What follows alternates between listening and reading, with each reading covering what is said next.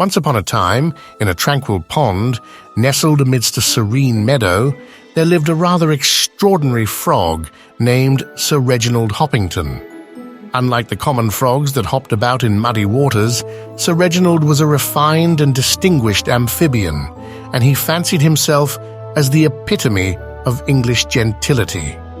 Sir Reginald, adorned in a miniature suit tailored just for him and crowned with a dashing top hat, resided upon the grandest lily pad in the entire pond. His lily pad, which he had affectionately named Lily Manor, was a marvel of aquatic architecture, complete with a tiny fountain, a cozy reading nook, and even a small rose garden of water lilies. Every morning, Sir Reginald would wake up with the sun's first rays, don his tiniest spectacles, and begin his daily routine. He would sip a cup of fresh dewdrop tea, elegantly presented on a leafy saucer, while reading the latest edition of the Pond Times, a newspaper tailored exclusively for pond dwellers. After his morning reading, Sir Reginald would embark on his daily constitutional around the perimeter of his lily pad. He would nod courteously to his fellow pond residents, exchanging pleasantries in the most refined froggy manner. At noon, Sir Reginald would host tea parties, inviting esteemed guests such as Mr. and Mrs. Mallard, the Swan family, and even the occasional dragonfly. The tea was served with the utmost grace, accompanied by delicate watercress sandwiches and freshly baked algae scones. Sir Reginald's impeccable manners were well known throughout the pond, and his parties were highly sought-after invitations.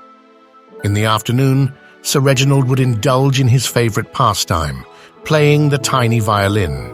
He'd serenade the pond's inhabitants with delightful tunes, the soft melodies echoing across the water, enchanting all who heard. But what Sir Reginald cherished above all else was the art of storytelling. He would gather the tadpoles and younger frogs, and under the shimmering moonlight, he'd regale them with tales of distant lands, daring adventures, and noble knights. Sir Reginald's tales had a way of transporting his audience to magical realms beyond the pond's edge. As the years passed, Sir Reginald Hoppington became a beloved figure in the pond. His wisdom, wit, and unwavering kindness endeared him to all, and he relished his role as the distinguished storytelling frog. One sunny afternoon, a group of tadpoles approached Sir Reginald, their eyes wide with wonder. "Sir Reginald," they chimed in unison, "can you tell us a story about a brave frog who lived on a lily pad just like yours?"